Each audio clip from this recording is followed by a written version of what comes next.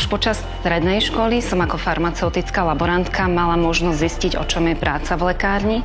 Či už to bola príprava v masti čapíkov kapsul v laboratóriu, tak aj priamo empatický rozhovor s pacientom a jeho usmernenie v správnej liečbe.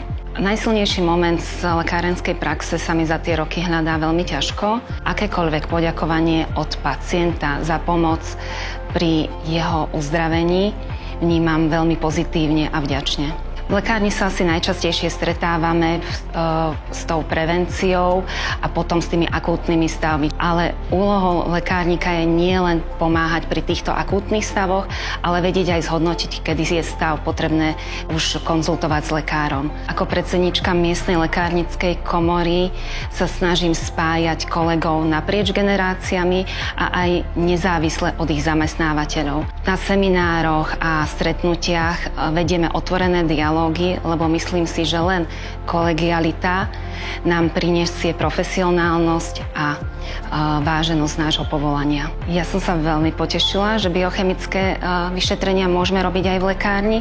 Určite je to veľká pomoc pri prevencii, či už určenie cukru, cholesterolu, pečeňových enzymov, vitamínu D, ale takisto je to veľká pomoc aj pri manažovaní respiračných ochorení, kedy môžeme určiť CRP pacientovi.